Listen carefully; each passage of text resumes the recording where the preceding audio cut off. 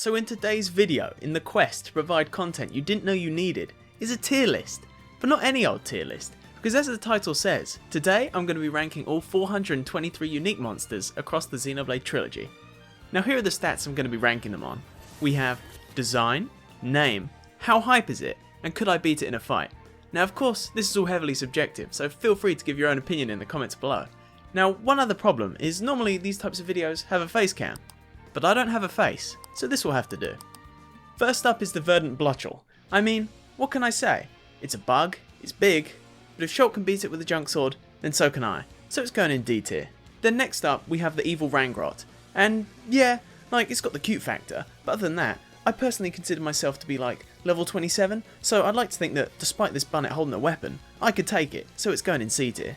Now the itinerant Dorothea is an interesting one, because on the surface it's okay, there's nothing really that special about it, but I do have a personal attachment to it, as it reminds me of Crustle, which was a Pokemon I had on my Gen 5 team, and also Dorothea, who was a good Fire Emblem character, so despite its plain design, I'm going to put it in C tier. Alright, so I can't imagine the Lake Magdalena is anyone's favourite unique monster, but if it is, then I apologise for what I'm about to say, but I think the design is just unappealing, and something you'd find in the deepest depths of the ocean, so it's going in E tier. Now we're on to the cooler Daniel, the mining Patrichev.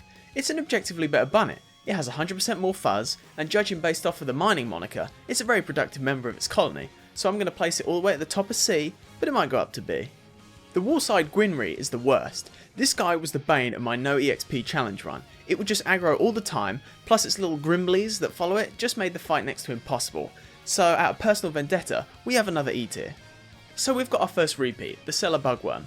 It's a visually more interesting caterpillar, but it's still a bug, and a running trend that I'm sure will come out of this tier list is that all bugs and arachnids are probably going to rank no higher than C, and a lot of that is personal bias, as there are cool bugs out there, like look at these beetles. But they can't be found in Xenoblade, so Bugworm my friend, you are going in D tier. Now this is the kind of thing I like, the solid Konev, and although a repeat, just like the mining Patrichev, this is just an objectively better version of its blander variety. I mean look at that bling. However, I can imagine the solid Konev is probably the type to exclusively wear Supreme merch, but despite that, we've got our first B tier. The Speedy Ramshide is going to mark the start of those unique monsters that are just very similar to each other, so I don't really have a lot to say, it's got a cooler weapon, so it's going to the top of C tier. Now this is a unique monster. Let me set the scene. You've just entered one of the prettiest areas of Tephra Cave, and then smack dab in the middle is this fella. His sheen, his sparkle, his majesty. It's all just something to behold, so this gent is going straight to B tier. The Enchanting Groon is not very enchanting. I like the plumage, but other than that, going in C tier. So we've got our first Turkin. I think Turkins are cool in concept, I just wish we got a little more with them, and I'll probably repeat this idea with the other sentient monsters on this list, but how cool would it have been if in Xenoblade 3 we had a Turkin hero? I mean, Turkins are clearly capable of integrating into society. Perhaps not the Turkin of Xenoblade 1, but the others in 2 and 3 clearly prove that they can coexist with humans to varying degrees. So due to their unexplored potential, and Xenoblade 1 Turkins looking kinda bland, no Turkin is really going to go higher than C tier. Don't really have a lot to say about the Violent Nadante. It's a very solid unique monster, the spikes are cool and it reminds me a bit of the Pokemon Rampardos, so it's going in B tier. So the Graceful Holland. It's a nebula, and I'm going to be honest, I think they all suck. I mean, they're kind of pretty, but they just don't do a lot. And the only one I can think of that's going to rank higher than F won't be coming up until much later. So outside of that, all other nebulas, right in F. Like I said with the Turkins, I do wish the Ignas were explored a little more in the actual games. And who knows, perhaps I'm just being dumb and there are entire quest lines that detail the lore of these monsters. But how crazy would it be for, let's say, the Xenoblade 4 protagonist to have been raised by Ignas, and have that be a large part of the early game? Now dinosaurs are cool, and the Shimmering Forte is no exception. And although it's a little silly looking, just for being a dinosaur, I'm putting it as our first A tier. When I look at the Turbulent Belmo, all I can see is the demonetization symbol. But although these videos aren't monetized, I'm going to censor it anyway. E tier. Call me crazy, but the Breezy Zolos is going in B tier, mainly because for whatever reason, when I look at it, I see Bayonetta. Smashing! We have our one and only A tier Nebula. Bro is absolutely flabbergasted. I bet you can't find one person who doesn't love the Gentle Rodriguez. And again, let me set the scene. It's a nice warm day in Colony 9. You're out for a swim in the nearby Agora shore, when off to the side, tucked away in a little cave, is the Gentle Rodriguez. He's not hurting anyone, he's flourishing, staying in his lane, and just getting the job done. Be like Gentle Rodriguez, and you just might find yourself in A tier as well. These giant turtles are really cool, and I'm gutted that they didn't return for Xenoblade 3. This one just has an objectively goofy design. For being number 69 and all-loving, Benevolent Aim joins the elite in A tier. The problem I have with the Mechon is I think most of the grunt ones are relatively boring, and actually that makes a lot of sense considering the fact that they would have had to have been mass produced, so they can't have particularly crazy designs, but the balanced Palamedes is definitely a cooler one, what with that glowing ring behind it, but I can't put it any higher than B tier.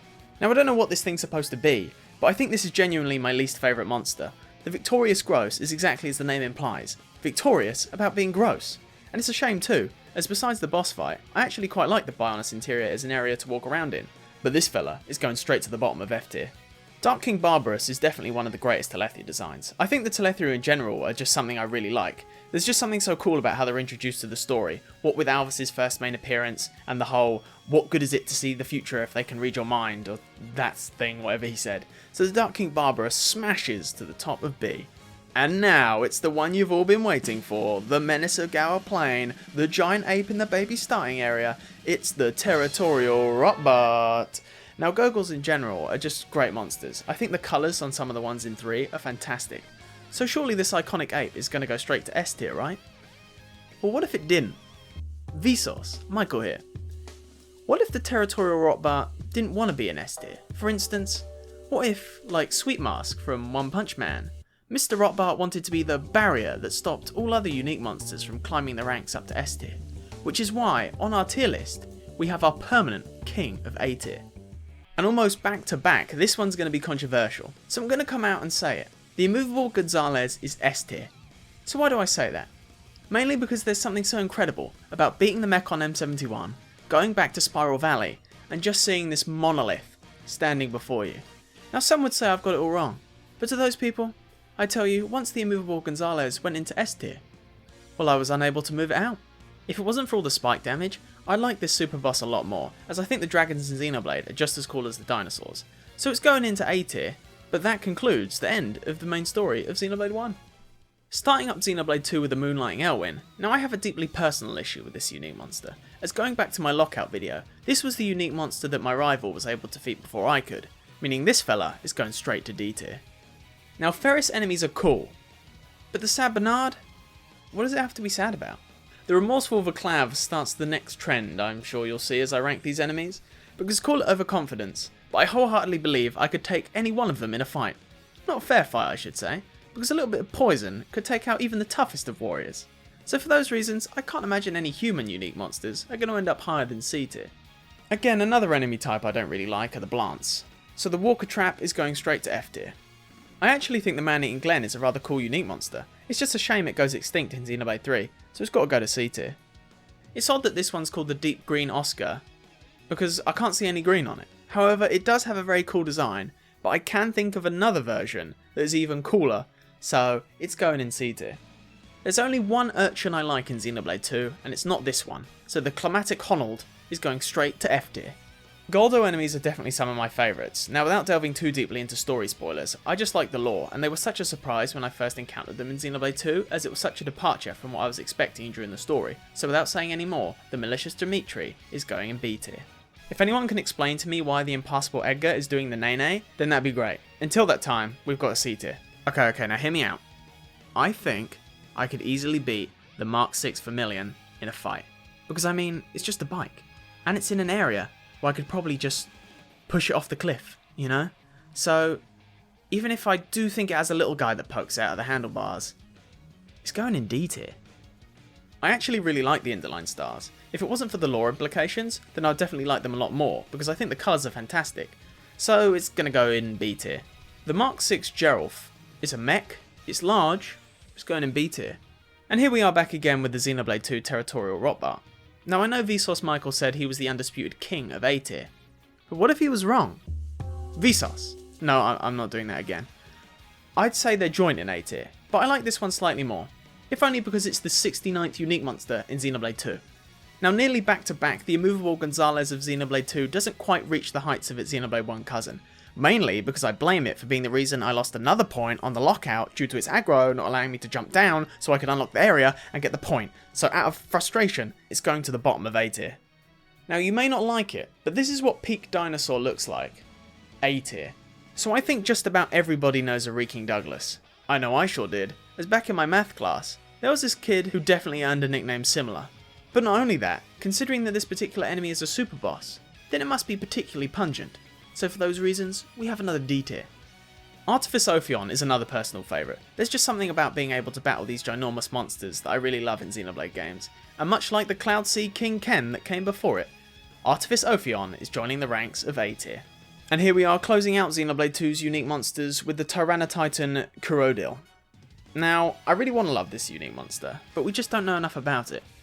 And although it's nothing too special, I just think the build up is fantastic. Finding it encased in all those layers and being worshipped by the Igners just really set the tone for wanting to uncover exactly what was inside. But unfortunately, that's all I can say, which leaves it right at the top of B tier.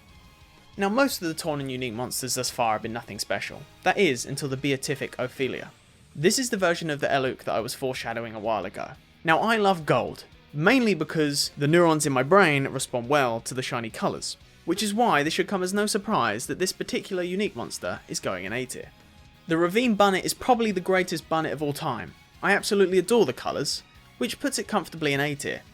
So it shouldn't come as any surprise, based on what I said about gold earlier, that all these gold unique monsters are about to rank quite high.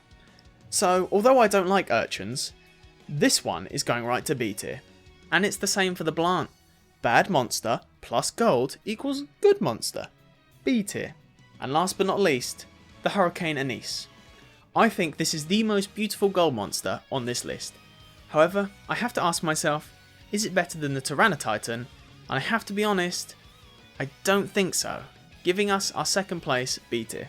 So up next is the Budding Francis. It has such a weird design. On one hand, it's like a Blant, but on the other, it has that goofy face. But then, on my third hand, I feel like I have to censor it. So altogether, this abomination is going in F tier. Xenoblade 3's number 69, the Galloping Golden, is again another amazing Eluk, and it's going right next to its cousin in A tier. Now you might call me crazy, but I genuinely think the Witchwind Kajat could genuinely be an S tier contender. I adore the colours. I think parrots are some of the prettiest birds in the animal kingdom, so this particular monster just checks all the right boxes. However, the kings of A tier would probably disagree with me, so I'm going to have to put the Witchwind in third place A tier. I challenge you to find me a better doggo than the Wicked Wolf Arankwi. This is just a good boy that I wish we knew more about. There's just something so mysterious about it, and its design is fantastic. When I go on my quest for world domination, if I was to have a beast at my side, it would definitely be this one, which is why the Wicked Wolf is going in A tier. I am going to apologise in advance for what I'm about to say, so please forgive me. But the Jingoistic Gigantus is a sus imposter who should be voted out in an emergency meeting. I sentence you to B tier. If I was to ever rebrand this channel another time, I would definitely call myself Heavenraiser. Call me an edgelord, but I just think it sounds badass. So for that prestige, Heavenraiser Agreed lands at the bottom of A tier, as really the name does most of the carrying. We have achieved peak Armu design. The Killacorn Grandeps has to be what every Armu aspires to be, and it's a shame that it's the first super boss of Xenoblade 3, as I think it definitely deserves to be over level 100, but it easily slides into A tier. Now the King Kings are another pair of unique monsters that I hold a personal hatred towards, mainly because I could take out all other super bosses before them, despite being weaker. So, out of pettiness, both Conqueror Deep One and King Crorkin will meet each other in F tier. So the Dreadworm is definitely peak Xenoblade Dragon design. I remember discovering this beast while journeying through Lower Mactha Wildwood and being amazed, and it also gets bonus points for the item that it's guarding, so it sits comfortably near the top of A tier. And finally, closing out with our 423rd unique monster, the Seraphic Ceratinia. Honestly, despite how little we know about it, I think this monster has incredible design. By now you've probably noticed that one of my biggest factors in deciding whether these unique monsters are going to place highly or not is based on their colours. And despite having a lot of white, when this beast displays its full shine, I can't help but be awestruck. If only we knew a little more about its existence, then it would easily join the exclusive rank of S tier. But although this may be sad for some, we have our new king of A tier. So there you have it, all the unique monsters across the entire Xenoblade trilogy ranked. But what if this wasn't the end of the video? What if I had 3 honourable mentions I'd like to throw in from Xenoblade X's Tyrants? Now our first, Fernando the Immovable. Honestly, despite its size and potential name reference, it's rather unremarkable, so I'm going to place it at the bottom of B tier. And next up is Hayreddin the Territorial, because what's better than a Gogol with 2 arms than a Simius with 4, which honestly completely qualifies it for S tier, and I'll hear no objections. And finally, the 3 Xenoblade X fans probably saw this one coming, and although not any sort of story spoiler, fans be warned now. For our final Tyrant, Telethia the Enderbringer. What a fantastic name that I truly believe befits this A tier Tyrant. Now I won't say too much more, but if we could get a Xenoblade X2 Mr. Takahashi, that'd be great. Now I can confidently say this list is complete. That is until the DLC expansion. But with that said, if you like what I'm doing here, subscribe, and as always,